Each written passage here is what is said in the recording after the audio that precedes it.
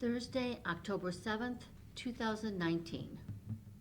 I pledge allegiance to the flag of the United States of America and to the republic for which it stands, one nation, under God, indivisible, with liberty and justice for all. Pastor Hickson, thanks for coming. My pleasure. Lord, we thank you for another beautiful day in Ohio, and I pray that as Mr. Shinigo, Mr. Old, and Mr. Schaffner deliberate and make decisions and set policies and procedures, I pray that you would guide them, direct them, give them wisdom and unity together. In Jesus' name, amen. Amen. Thank you. Thank you. Thank you. Well, Pete, we have not heard from you in a long time, so I'm sure you have a lot of issues to discuss with us. I do have a small list, though. I do. I'm glad to see you're on the mend. I am. I'm feeling much better. Back to normal. You probably saw in your boxes I gave you the sales tax numbers from September, and they were pretty good. Up about 5.5% from the previous year. Again, the flat data year-to-date change were up 1%. Again, I use a different measurement on, again, because the sales tax collections are not evenly spread throughout every month. The variance I use is we're about 0.75% above last year on historical, and 0.03% above the budget of 1%. So we're right on track. Oh, 3/100's better. We still got 3 more months to go, so we'll see. But I mean, pretty much saying we're right on track with the 1% that we thought it would be. Also, the lodging tax through September, again, kind of matching what this is. We're about 1% above last year.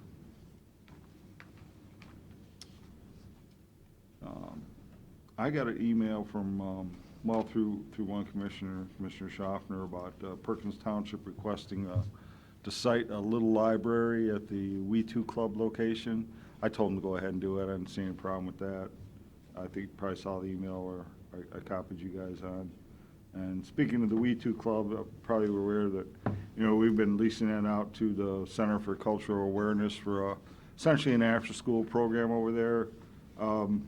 The person that leads that program's health has declined to the point that they can no longer sustain that, so they're canceling their lease, so that property is now available, if you will.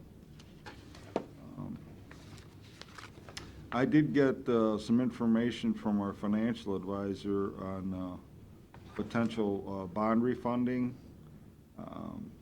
He's looking at 2 different pieces. One is the Gnomes TIF, and another one is one of our landfill bonds that are outstanding. The Gnomes TIF is very attractive with about a 17% savings, about $450,000 over the rest of the term of the bond. How long is that left? I have to take a look, but I want to say probably through 2030 something. So I think we did a full 30-year term on that. Well, how much money is it? Currently outstanding is about $1.675 million. Huh. So that's something we could take advantage of. However, it's currently cash flowing positively by about 20% per year. Are we allowed to pay that off? We don't have enough money to pay it off. No, I didn't say in the TIF. Could we pay it off through general fund? And basically earn the interest ourselves? We wouldn't. We wouldn't earn the interest? Mm-mm. No. Be a wash. That's because it's based on a property tax collection.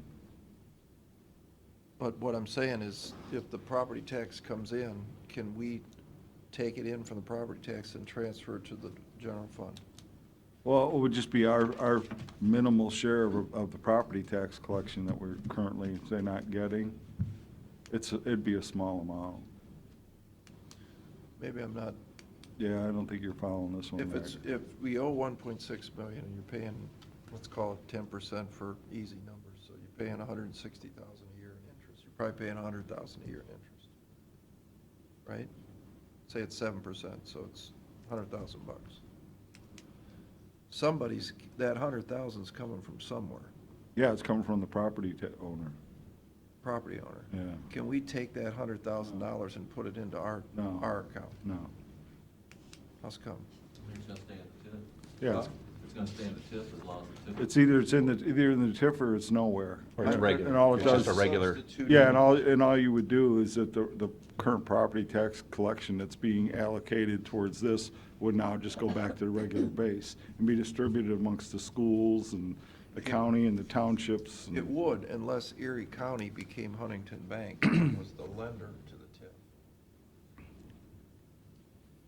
So instead of having Huntington sell the bond, we sell the money, we collect the $100,000 and put it in the general fund every year. Not allowed to do that? I think the TIF probably requires bonds be purchased to finance it. I'm saying, can we be the Yeah, bond? can we- In other words, internally with the treasurer. Yeah, or out of our cash. I don't think so, Pat. Be a good idea. Give you $100,000 in income for doing nothing. Because right now, your money's sitting there, you're not making anything on it. It's not meant to be. But it should be. Well, If I got $1.6 million out, I'd like to make my interest on it. yeah, I mean, the only way that kind of works is, yeah, if we become the bank We're the bank, yeah, we're Huntington. We Yeah. sell the money. through through what the treasurer would collect as the interest, which would go to the general fund. Again, and then there was. It's a good idea to me. There's a piece on the landfill, but, I mean, to refund that piece makes no sense. The savings is only like $65,000 on 4.1 million that's outstanding. Is that callable? Yeah. It is? Well, I'm not sure if it's callable, it's refundable. We can pay it off? I can check on it. Might as well. I mean, if you can refund it, then I don't see why I couldn't pay it off. We got a lot of money. Pay it off. Interest is a bad thing, it'll eat you alive. Mm-hmm. I mean, I can look into this farther if you want. Yeah, definitely. Okay. We have Amy from Metro Parks is here. We're renewing our 20-year leases on 2 leases that we have out there. One is essentially the property around the nursing home, and then there's a piece where an old water tower was at on Hull Road. And we're renewing those leases. Where are they? Hull Road. Yeah, off of Hull Road. The water tower that's by Where- Park Place? No, the one, well, there was one there a long time ago. We took it down. By Park Place? No. It's still there. No, this is where they have their dog park. To the east of the driveway, and it goes all the way back to the parking lot of the dog park. Yeah, That's they, really an old water tower property. Oh, I didn't know that. yeah, Well, our 20-year lease with that is now up. So unless you've been here for 20 years and decided to be. yeah, you guys call that Maple Grove, right? Yeah. Yeah, it's what we call Maple Grove area. So we own the land and you lease it from us? Yes, I give you $1 a year. yeah. Well, I think we should renegotiate. It's essentially for the parking lot, And I have prepaid for the next 20 years. yeah. I think we should Here's your 20. Yeah, right? I think we're gonna renegotiate that dollar, though. And what was the other one in the nursing home? Around the nursing home property. The whole east side of the driveway and the driveway is county property with the area of the nursing home cut out. Where Shelter 4 is, Kinship House is, back to the meadows, back over to our brown barn is leased from you. Right. And that 20-year lease also is getting ready to expire next year. All right, we'll talk about that. There's a resolution. There's a today to do resolution that. up there. I think you ought to keep our options open on that. Oh, it is. We've got a 60-day clause. So And if, that- But that also is water and land conservancy fund restricted when you purchased it. the barn is? I don't think so. No, the barn's ours. Oh, I thought you said the barn was. No, ours. but- Barn. Property To too. the north side. Where the recycling area Yeah, was, that's the end. because we have 50 acres back behind, right? Yeah, Total. that's essentially what we're talking about. Yeah. What if we want to develop that? You cannot. It's under a land and water conservation fund. The land behind the nursing home, we can't develop? Yeah, and then behind that is ODOT money. Well, ODOT owns that, I mean, Yeah, I'm sorry, or not Ohio land, it's Department of ODOT Natural land. Resources does, Land. yeah, the state owns that. You're talking about the woods behind the nursing home. And then the next property over is ODOT property Do you know this, Gary? to the east. I saw the leases, but no, I don't know the specific Yeah. plots. Yeah, I didn't understand that. I didn't know it either until. Well, I think we ought to look into that a little bit before we do anything. Yeah, I'm not aware of that. I mean, we used to have a, Did you know that? That's a bad thing. Don't send you a map, Mr. we used to have a, what was it, I forget, crop conservation on there, but that's went away. Yeah, it used to be farm. Steve, let's hold up on that until next week on the lease. Let Gary can look into it. Yeah, if you'll send us a map, that'd be helpful. I've got that. I can show you. Okay. Do we have a conservancy? That I'm I not, didn't- that I don't know, and I don't see that in the description, in the legal Yeah, description of the we didn't know that. properties. We thought that, we want to be able to develop that. There's 20 years ago. I'll send it to you. Yeah, we want to be I able to, didn't know it either until ODNR brought it. Yeah, I to mean, yeah, would you send that to us? Because, yeah, we didn't know That's that. a protection that impacts. yeah. Now, remember, by the nursing home and behind it, there's a large patch cut out of that. So not all of it, not all to the east of the driveway. Well, get us, It's essentially what you have had. Is it probably more to the north, where that big pond is at, behind the back end of the woods? Yeah, Yeah. it goes where the Dildine Pond is. Right. To the back of the nursing home, kind of way to the back of the nursing home down, and then to where, and up to, where the recycling area is. Okay. so do you have a map of this, Ed? Mhm. Okay, It's get, basically where we've always mowed and where we've always kept up is the area. all right, get that to Pete and Gary and,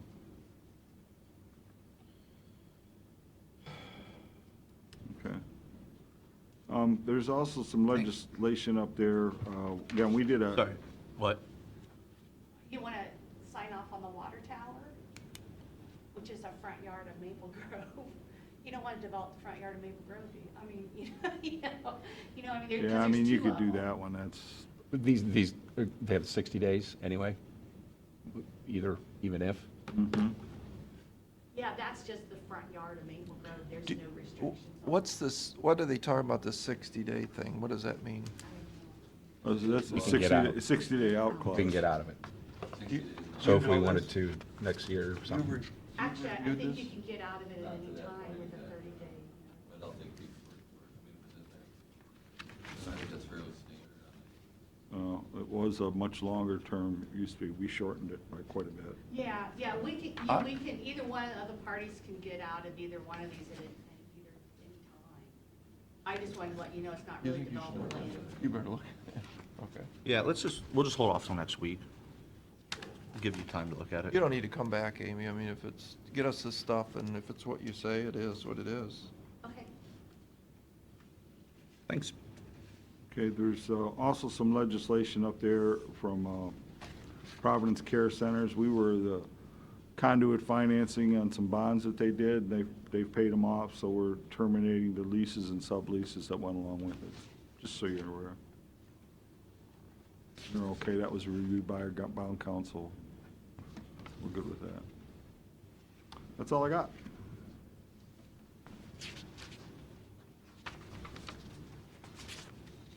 Investment Board? I need a motion to recess. So moved? Second? Mr. Old? Yes. Mr. Schaffner? Yes. Mr. Shenigo? Yes. Perfect. Thank you. Thank you. Hi. Morning. Thank you. Pam? Pam here? Yeah, she's there. She's hiding behind the. Well, we're now in the fourth quarter of 2019. We are. Hallelujah. Any event, the Fed met on September 18th, and as expected, they did reduce the overnight Fed funds target. We're now in a range of 1 3/4 to 2%. Decision was not unanimous, so that is something we've not really experienced much of over the past few years. 2 members dissented in any change in monetary policy, and 1 member actually dissented in favor of a higher rate reduction, 0.50%, as opposed to the 0.25% that was enacted. The Fed has made it very clear that their overriding goal is to sustain the economic expansion, and in view of the current global cross currents that we've been experiencing, particularly trade, slowing global growth, and then now, of course, the political environment in the U.S. It certainly is creating some stresses on the U.S. economy, and the forecast is for those stresses to continue. When we look at what the Fed's expectations are for rates, and flipping to page 3, we look at the dot plot. The dot plot was prepared in advance of the September 18th meeting, so prior to the discussions that did take place. But as we can see, and looking at their forecast for where that overnight rate should be at year end, in 2019, the forecast is for the rate to remain in the new range, which is 1 3/4 to 2%. Forecast for 2020 was for no additional change in monetary policy, and 2021 for rates to resume their upward climb, with the objective of ultimately getting to the long-run target, which on a median basis is 2.5%. Of course, we know that the Fed has a tendency to always forecast rising interest rates, and market believes part of the reason that perhaps they do so is to not signal something that the market would then be concerned to think that the Fed knows something the market is not seeing. So it's a way of balancing that communication and keeping the market aligned. But when we flip to page 4, we can see really what is the market currently expecting. And this is looking at the interest rate markets, the futures market. And the next Fed meeting is October 30th. And if we see the orange bar, currently the market is pricing in about 78% likelihood that the Fed will enact another rate cut, and that will put us down to a range of 1.5 to 1 3/4. We fast forward to the December meeting, and we now start to see the market looking at perhaps even 1 additional rate cut in 2019. And moving into the January meeting, a further rate cut. So clearly, we're not over as far as this mid-cycle adjustment that Fed Chairman Powell has characterized it as. The markets are clearly anticipating that additional rate cuts will be forthcoming and will be warranted based on the economic landscape. Of course, the Fed has 2 mandates, full employment and stable prices. When we look at full employment, we look at the labor market on page 5, unemployment rate, which was just recently released on Friday. We have a 50-year low, unemployment at 3.5%. However, when we look at the job growth, which is the blue bars, the average job growth per month, that trend has dropped in 2019 compared to 2018. In 2018, the trend was about 223,000 jobs per month. It's now dropped to around 160,000 jobs per month. So while it's still sufficient to absorb the increase in the labor supply due to population growth. The trend is certainly downward focused, and certainly supports some concern within the marketplace. We look at the stable prices picture, that would be inflation. And flipping to page 6, we can see that the PCE measure, the core PCE measure, which excludes the volatile food and energy components, is well below the Fed's target of 2%. And actually, it has been below this target for basically the past decade. So the Fed has clearly been in an environment whereby there's been no inflation really to fight at this stage. We have seen increases in average hourly earnings, labor costs, but again, those have now started to trend down a bit, having a difficult time maintaining 3% average increase. And one of the things that we have seen is that the increase in labor costs has not translated into overall increase in the general level of inflation. So companies have been able to absorb those additional costs. Tariffs certainly are front and center, page 7.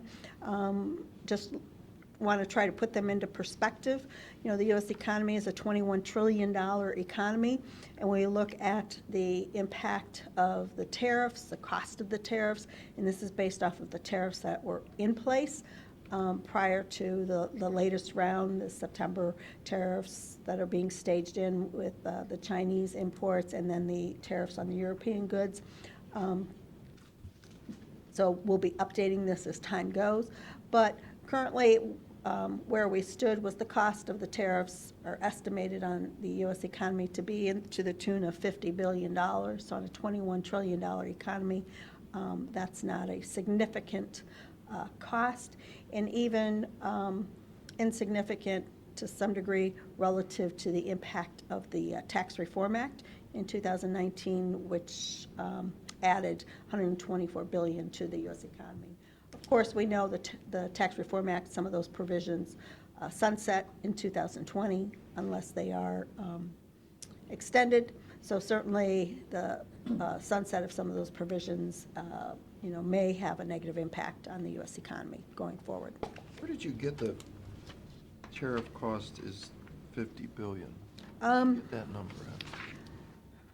I had the website in my head the other day. There's a website that, it's a government agency that does track the cost, estimates the cost of the tariffs. Well, how much money was brought in by the tariffs? This would be a net number. So. Seems that's an arbitrary number. One can say that about any Yeah, information that's released by the government. That I've heard that comment many times too about the jobs numbers. Really, where do they get those? Yeah, I wish there was a way we could independently verify it. There is. I'm not sure that there is. You put it in writing, so it must be true. Yeah, yeah, right. It came off Or the it's web. on the internet, yeah. Right. Yeah. Yeah, from a reliable source, we will say that. When we flip to page 8, we can see really what this environment has done to interest rates. So comparing U.S. Treasury rates just 2 years ago, September of 2017, versus where they are now at the end of September of this year. And certainly we've had Who'd have thunk? who would have thought? Yeah, when we think about it, back in fourth quarter of last year, we were on path to continue rate increases, and it wasn't until we got into December that really the market sentiment shifted very quickly. So yes, certainly it's been a very abrupt change, and that has certainly created, necessitated, I would say, a shift in the investment strategy, which we were able to do, and we can see that, of course, when we get to that part of the presentation. But yeah, who would have thought that we would have the 30-year U.S. Treasury, at one point, trading, at the levels it has been below 2%. Yeah. So let's get to the meat of the potatoes. Let's see how smart you were. last year. Did you Right. invest heavy or Yes. no? Yes, we did. Yes, we did. In spite of the fact that global bond yields, as you can see, continue to remain negative for those developed countries that are considered safe havens like the U.S. And that has been also another force that has served to push down our longer-term interest rates. And we certainly do not see that, whether it's the Japan Central Bank or the European Central Bank will be shifting their monetary policy to one of tightening, which will lift those longer-term interest rates, particularly in view of the fact that when we look at Germany, who is the large piece of the European economy, has now entered recession territory. But yes, so how did we do on the portfolio? Flipping to page 11, as we had talked last time, we have been working this year towards shifting the investment portfolio longer term to get rates locked in, to make sure we have rates locked in, and basically have a balance of at least 50%, if a little over 50%, locked in beyond 2 years. So when we look at where we are here today, over the quarter, we had just under $10 million that was reinvested, all out in the between the 4 and 5 year area. So we now have 27% of the county's portfolio maturing longer term, and having that balanced, of course, with What is that? You should put, what's that at? So you got 27%, $15 million at what percent? I would say range-wise, we're talking anywhere from about a 2% to a 3%. So on average, about a 2.5. So the scary part is the 25 million that you got sitting that's going to mature in a year to 2. Right, a year to 2 years, right. And what's that at? The shorter term, some of that is, of course, securities that had been purchased some time ago that have moved down the curve, maturity distribution, and I believe they're yielding between like a 1.5 to about a 2.5. Probably closer to the 1.5. Well, we had purchased a fair amount of commercial paper, although we're down as far as percentage allocation wise, 5% in commercial paper. But the commercial paper would have been yielding a higher rate. And even today, as we're looking at reinvesting into commercial paper, excuse me, we're still seeing 9-month commercial paper yielding around a 185 to 190. That's today for Yes. 9 months? Yes, for 9 months. What if you go, what is it, out of curiosity, if you go out 5 years? 5 years? I'm looking at yield curve now, so. Right. So, if we're looking at, of course, non-callables, depends on the day on where the Treasury's been trading. I mean, Friday, the 5-year U.S. Treasury was trading in the 130s. So, that would. 130 and Yeah, 132. on 5 year? Yeah. I know. Wow. that's So bad. it's been a very volatile trading time period, I will say that. We had gone through a rather extended period of where rates really did not move much kind of day to day, but we have now seen swings where, from week to week, rates can move upwards of 0.25% in the long end. So, and that's a pretty significant move to occur. So when we've looked at buying 5-year non-callable, it's been in the range of around a 160, 165, and then a callable security around, last I saw was a 2 1/8. Is there any more discussion on the inverted curve going on? Yeah, it's interesting because, and we go through this many times that, anytime we have a scenario where like the yield curve is inverted and we know that's a very reliable predictor of recession, we'll have a group of people that will come out and say, but this time it's different. But, the reality is, right, the curve is still inverted, and it is a reliable predictor of a recession. Right now, the difference between the 10-year and the 3-month Treasury, which is the most reliable predictor, this morning was inversion of 18 basis points. So, How long has it been like that? it's been like that since about March.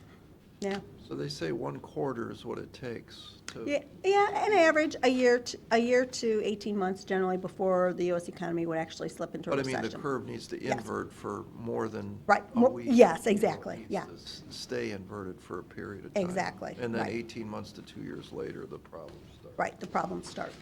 That- Which is right after the election. Right, Interesting. yeah. So, and when we think in terms of, well, what would prevent the U.S. economy from, slipping into a recession following Germany? I mean, certainly if, by chance the trade negotiations with China were resolved and that would remove that uncertainty in the marketplace, that certainly, would be a positive factor. If the European economies improved and Nothing looks good. no. Well, as we look at each of the pieces, and of course, we have Brexit, I mean, October yeah, 30th. Brexit, yeah. And they're going to go forward with Yeah. nothing, yeah. Exactly, no matter what, yeah, October 31st is the drop dead date.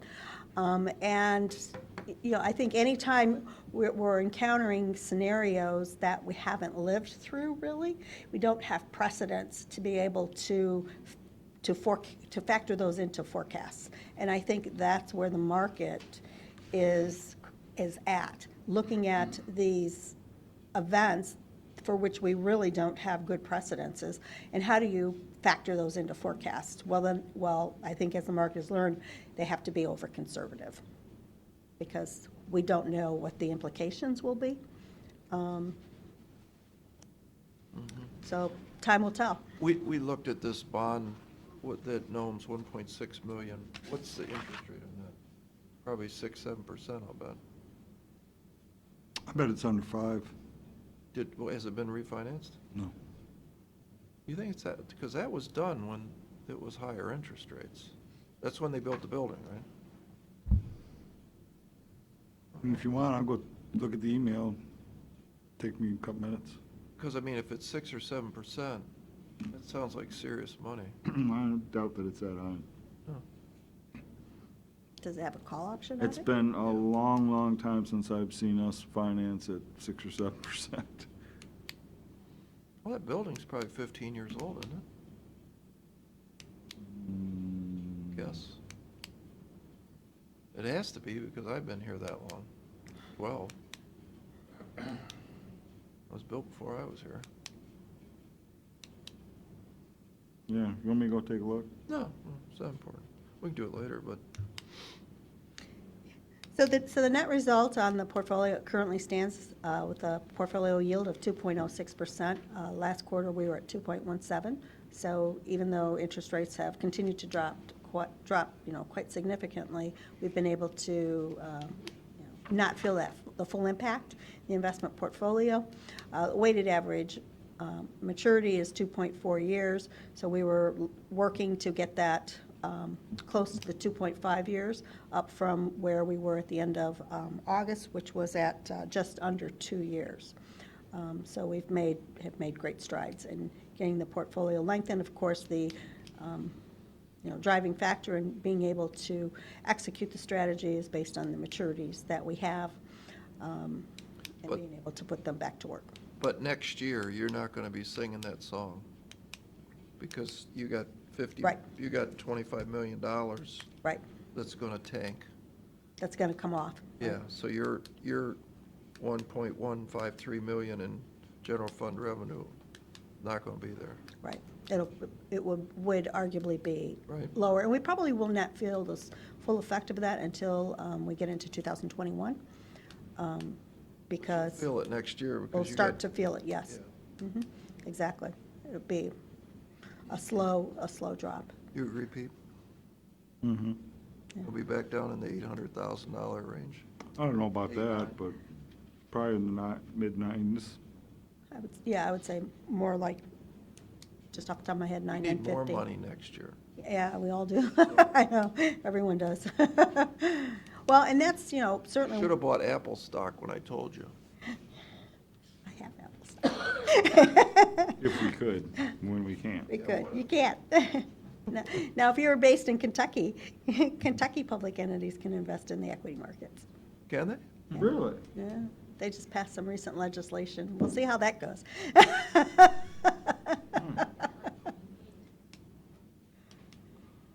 Well, I know, be that as it may.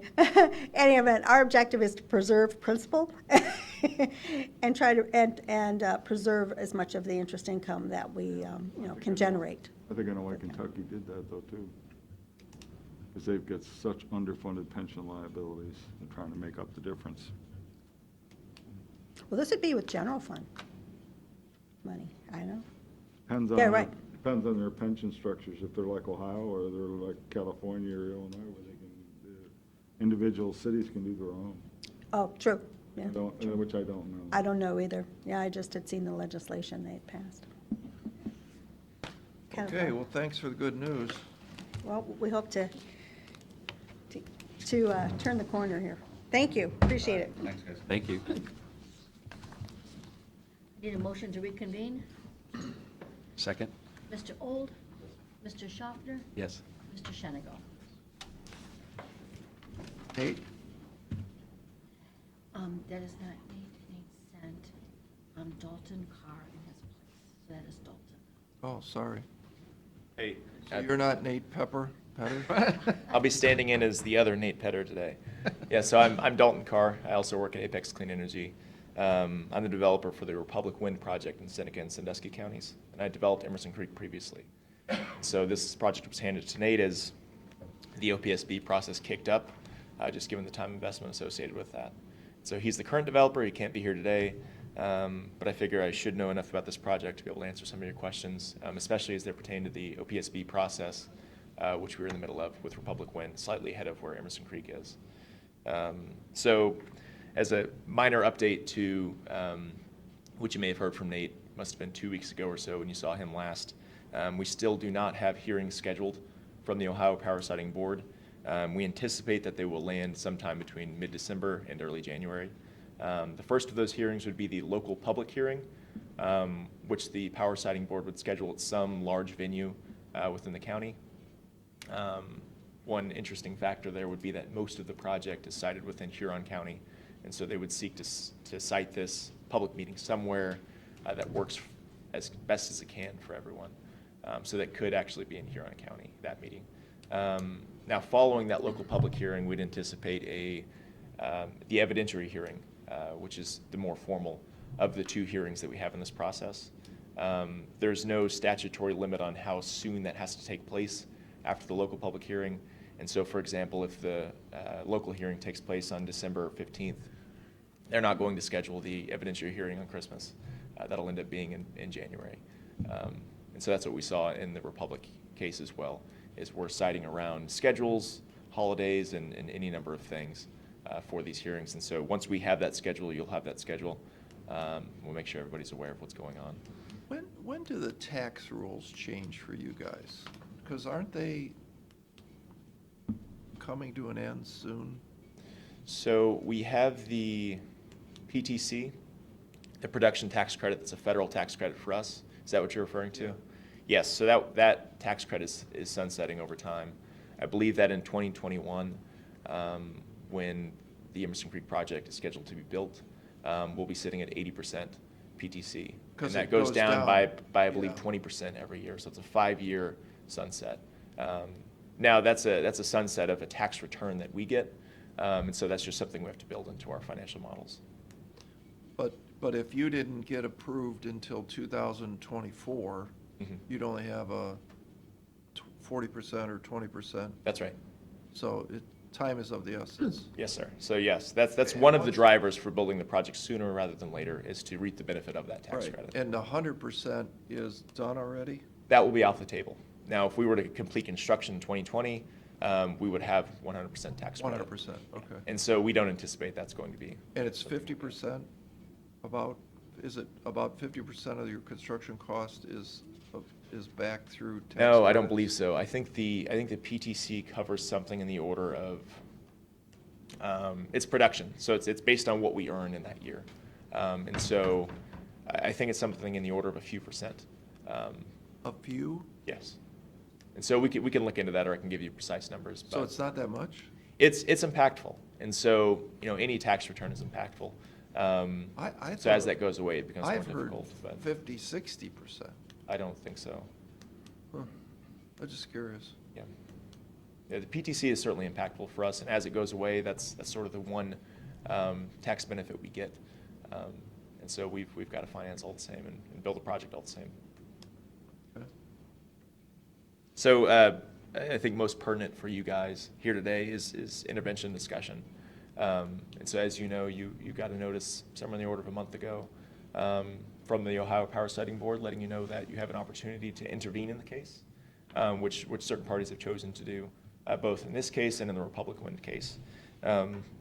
What intervention means for you is you'll have not only notices for what goes on in these proceedings, but an opportunity to have representation at the evidentiary hearing predominantly. And so what that means is you can cross-examine folks who come on the stand. You can bring your own witnesses to testify. And essentially you'll have the inside look at how this proceeding is going and have a voice as well. I'm not certain whether you have to or whether you're obligated to send representation to the evidentiary hearing when it happens. But that certainly is one of the primary benefits of intervening in a case. You can certainly intervene with a stance on the project or neutrally. There's no obligation for the county to include, its opinion on the project, only that it notifies the Power Siting Board whether or not it intends to have a voice in these hearings. Yeah, I think was that Nate that was here? So Nate you're the equivalent of him, only you did the other project? Yes, so I was working on this project, the Emerson Creek project, previously, but he's the current developer of the Emerson Creek project, and now I'm managing the Republic Wind project in Seneca. But I thought that was dead, the Seneca project. No, so there are two projects in Seneca County. So one is run by S-Power. It's a little further south than we are. That's down near Bloomville. And So the you're the Republic one Wind that's project is the northern side. So between You're working right now then, yes, right? yes. Okay. So that project we are preparing now for our evidentiary hearing that's scheduled for early November. So you lived through the Seneca wars and won, right? Your windmills got built? Not So like- we haven't built yet, as you know, but we certainly have made it through quite a bit of the process. And so You're not built? no. Okay. No, we are mid Power Siting Board process, just like Emerson Creek is. They're a couple of months However, ahead of we're us, basically. I thought there was like 10 windmills running there today in Seneca County. you've got some wind turbines sited at schools that they've had for some But years. not You you have guys. there's a Okay. project that was built recently in Ada, Ohio, which is a little further south off of 30. That project was built last year, I believe, or started construction last year. How many are there? It's somewhere in the order of 30 wind turbines. Are they the big ones? Yes. So one thing you'll notice across Ohio is a very similar hub height for turbines that are built. It's going to be around 100 meters, 320, 330 feet. And the blade length is what differs. And so when you look at the wind turbines that were built in Van Wert and Paulding, and even the ones down in Ada, we have roughly the same hub height as those towers, but our blades are longer, given the generators we put in these turbines these days can handle a bit more stress. Mm-hmm. So the question I asked your buddy, Nate Petter, Sure.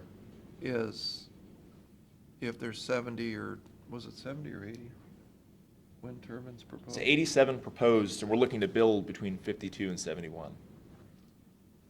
I just can't understand as a developer why you don't say where they're gonna go. Get rid of the ones that potentially are the conflicted ones Mhm. and just say, we're gonna put them over in the quarry, we're gonna put them along the turnpike or Sure. whatever the case. And his answer was, well, we just wanna keep our options open. Okay. Sure, if I can offer some more context then to explain. All right. So we have 87 proposed.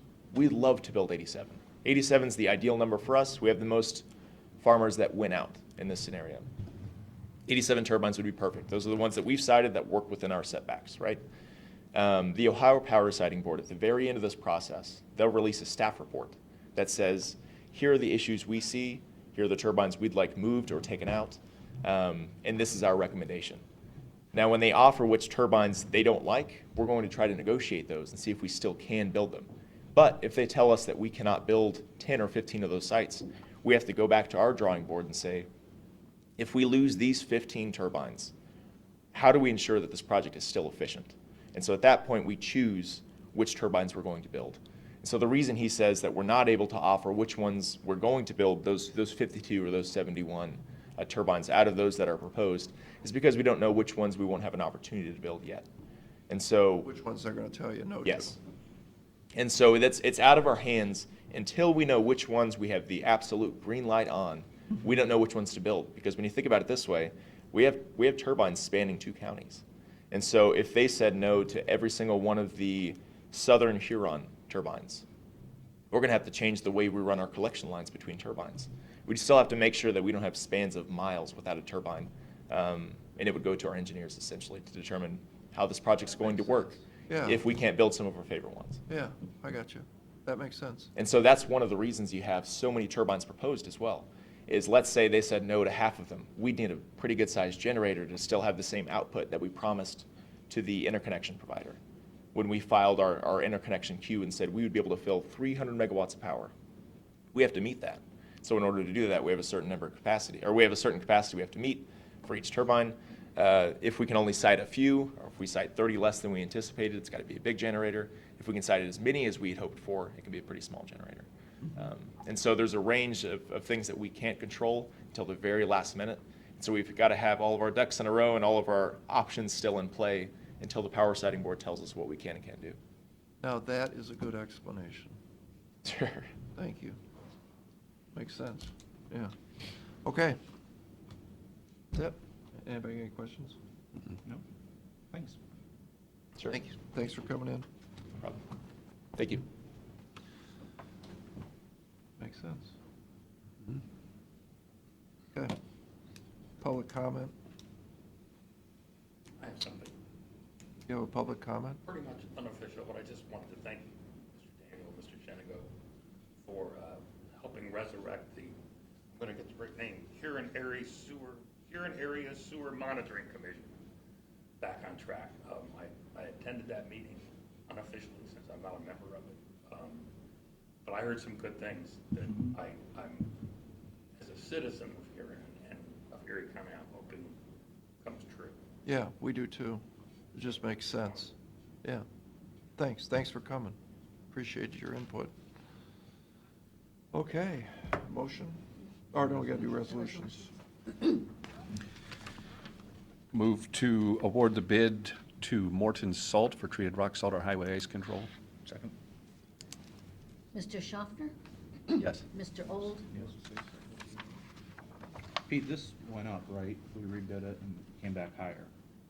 You know what, I don't know, to be One is honest. Higher exactly for- the same, higher and for one is just delivery, I a think. couple cents higher. Pickup is the same. Depends on if it's delivered or picked up. So does that mean you don't want to second it? No, I second. Okay. Mr. Old? Yes. Mr. Shenigo? Yes. Move for adoption resolution of the Board of Commissioners for the purpose of declaring certain Erie County equipment surplus. Second?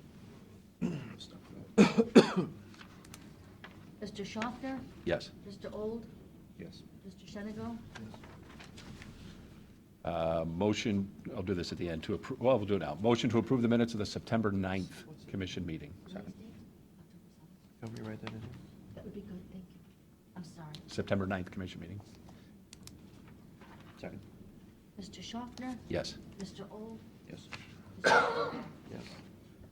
Move for adoption resolution of Board of Commissioners authorizing the county auditor to make budget modification supplemental appropriations. Second? Mr. Schaffner? Yes. Mr. Old? Yes. Mr. Shenigo? Yes. Move for adoption resolution, Board of Commissioners authorizing the county auditor to make interfund transfers. Second? Mr. Schaffner? Yes. Mr. Old? Yes. Mr. Shenigo? Yes. Pete, I have a question on the budget modification. It says for HR to take money from salary and move it to travel. What's the story with that? They ran out of money out of their travel account, So we're taking money out of their paycheck out of their salary budget. because we didn't replace, because somebody's left. There's some Yeah. extra money there. Yeah, there should be some extra money there. Why did they go over their travel budget? Be honest with you, I don't know. Will you check into it? I will. I think what may have happened, Matt, was that Nancy put in for a conference that she went to this past September, but got it approved in December of last year. So in other words, she was probably counting on taking 18 monies and using it, but it was way too late. Okay. That may have been something, it may have something to do with it. All right, well, I just want to make sure that doesn't become a habit. where we're Sure, doing these understand that. flip-flop transfers.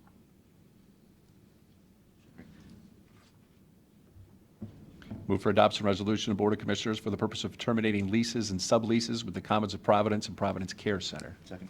We all gotta sign that. Mr. Schaffner? Yes. Mr. Old? Yes. Mr. Shenigo? Yes. Move for adoption resolution of Board of Commissioners for the purpose of releasing any liens or claims of liens against property now or formerly owned by Matthew Hall and Kelly Hall on Parker Road, Castalia. Second. Mr. Schaffner? Yes. Mr. Old? Yes. Mr. Shenigo? Yes. Move for adoption resolution of Board of Commissioners authorizing the county auditor to make a budget modification. Second. Mr. Schaffner? Yes. Mr. Old? Yes. Mr. Shenigo? Yes.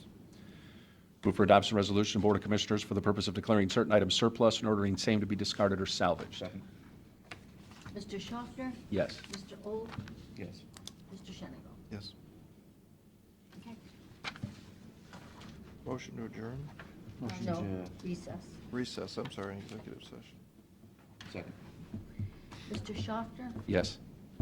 Mr. Old? Yes. Mr. Shenigo? Yes. Thank you all. No more teasing. Mr. Old? You're bullying me. No, we're just trying to Mr. find Schaffner? out. Yes. Mr. Shenigo? Inquiring minds want to know. Leave him alone. We'll see ya.